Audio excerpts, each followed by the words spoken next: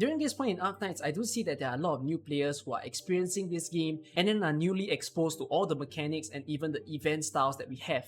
And in this case, Contingency Contract may be one of the first few events that these newbies are experiencing, or maybe it could be the second time, but yet they're still very unsure of what in the world happens in CC.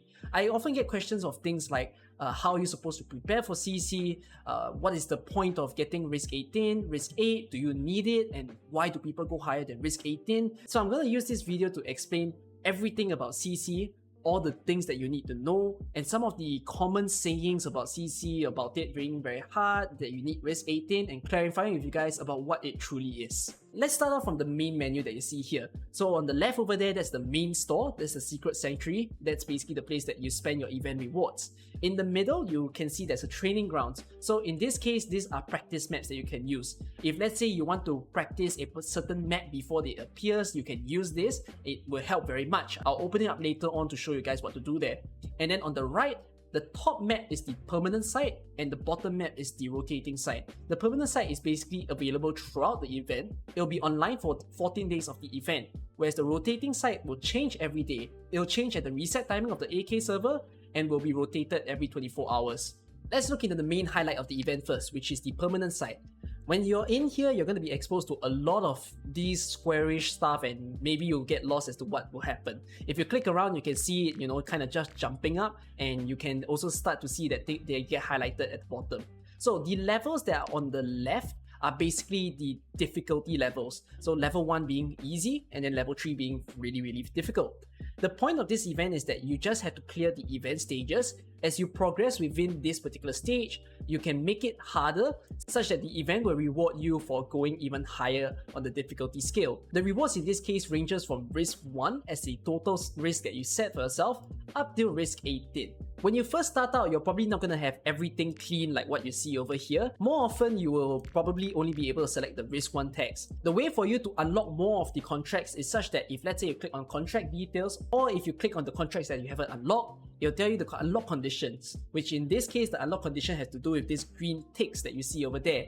Sometimes it also comes with these yellow triangles, which I'll explain to you how to get those two stuff. The green ticks are basically the number of completed contracts that you finish. So all those squares that you see, each of it will amount to 1 green tick. Completing more contracts will basically allow you to unlock even harder contracts later on. And if let's say you clear certain missions or you clear certain risks, they'll also reward you with these yellow little triangles. You use them to spend on the very, very hard risk. Risk 3 risk will require these yellow triangles to trade them for. Once you're in here, go about unlocking as many of the risks that you can. If let's say you're struggling, do understand that the way that you unlock the contracts doesn't need you to get all the risk in one go and then afterwards do them all at once so that you speed up the stuff. Of course, if you can do that, that would be nice. But if you're having troubles with certain tags, do them alone or just pair them up with a few more stuff in order to get your clearing contracts parts going. And then afterwards, you can get your risk 2 and risk 3 by the end of it. There are also these challenge contracts whereby it gives a fixated triple or double combo of tags that you can choose from. If let's say you click on the challenge, then they will just select it for you. All you have to do is to basically take up this challenge and head on into the stage. It's as simple as that, and if you complete this combination, you'll be rewarded with the bounty that is tied to it. If you want to maximize all the rewards, you will have to complete every single of the challenge combinations that you see over here. Take your time to complete them. You don't have to be too ambitious about it and combine them all at once. You can just do the combinations one by one when you're clearing them in order to make it much easier for you to get through all of them instead of retrying continuously on a very, very hard combinations of like tens of tags. Now there's this whole saying where risk 18 sounds very important. You see like risk 18 guides, even I posted my risk 18 guides. To new players, it gives this fear factor or this perception where, oh, I need to get risk 18 in order to feel good of the event, or that I'm gonna leave the event feeling very unfulfilled or not very good of myself if I don't get risk 18. Do understand that risk 18 is not a must in the event at all. If you take a look at risk 1, it's giving 160 bounties. Then afterwards it starts giving 160 all the way until risk 3. All of a sudden it drops to 120. And then it starts going even lower from risk to risk, where you can see there's 18 now, there's 60, there's 40. And then towards the very end, at risk 16 to 18, it only gives 20 bounties. And 20 bounties, it may be something, but it's not as much as those that are right in the front. The game has tailored it in such a way that they're not going to reward you for going very, very high. The rewards do drop over time, and in that case, to be very fair, if you're getting something like risk 8 or even risk 12, risk 16 as a new player or even someone who has been around for a long time, it's not a terrible thing that you're missing out on 17 or 18. Of course, there is a medal that you get for getting risk 18, but the medal is not very necessary. So long as you're not like very bothered about collection-based kind of things, then it's pretty fine. Do what you can, try your very best. If you really want to go high, don't be afraid to use guides, especially if you're new to the game. Later on in the game, as you get better and you learn how to strategize on your own, then you can be an independent person to really figure out the strategies that suits your taste. This is really to clear that whole saying whereby you need risk 18. I think the same thing applies to the daily as well, which I'll talk about that later on. Anyways, that covers the entire thing about the permanent map. So go wild, mix and match whatever that you want. Hopefully all of you can push your accounts to the very limits of it. And speaking of the very limits of it, to answer the question about why do people go beyond risk 18, as you can see here, on the bottom left, it indicates the highest contingency level or total risk that you have achieved, which in this case, I've gotten 22. There's nothing that you get going beyond risk 18. Going beyond risk 18 is just a way to push yourself. If let's say you have been in the game for a very long time and you have a very built account, going up and beyond risk 18 is honestly something that you should try because you're already very built in the game. And I think it's fair that you push the way that you've built your account to as far as you can. But of course, you don't have to go to the point of max risk. Just push it to the point of where you feel comfortable about and where you can feel happy about. So if risk 18 makes you happy, by all means do that. If you want to push your account, push it to the point where you don't get too stressed out. That's the very reason why people go beyond risk 18. It's just a fun thing, I suppose, for you to do if let's say you want to go through that thinking stress. So that's that. Now for the daily map, there's always a new map that appears every day, and then there's also a new combination of risks that you can take.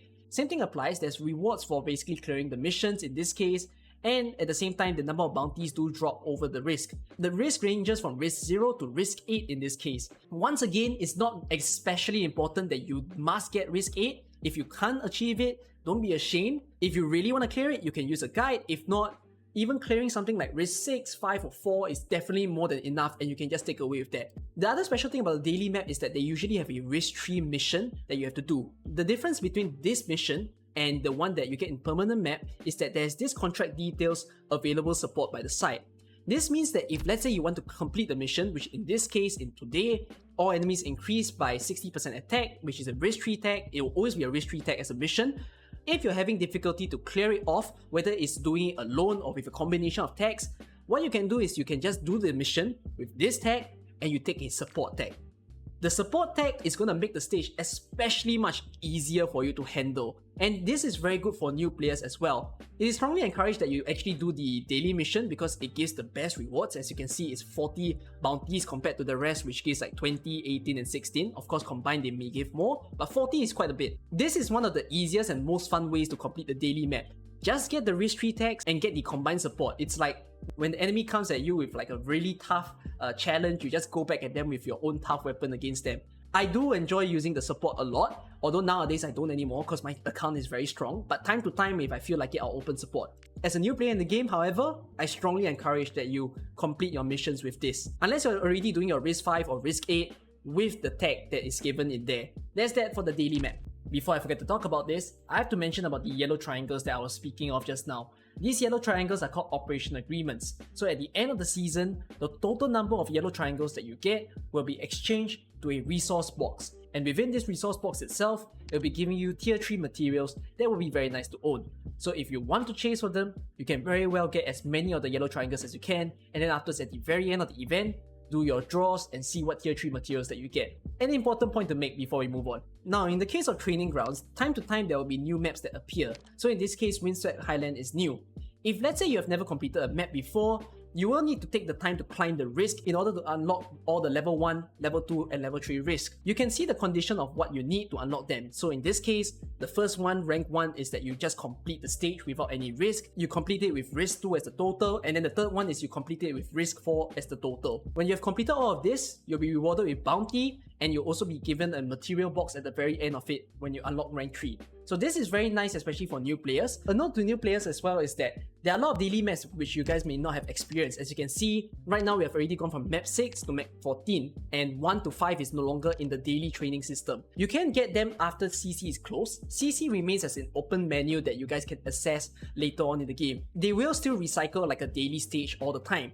Once you see the daily stage that you haven't tried, go ahead and try it so that you can get more bounties and also the material boxes, which can be very nice to own. The final thing to speak of is the store, which there is the permanent trade center and there's the special trade center or the limited trade center.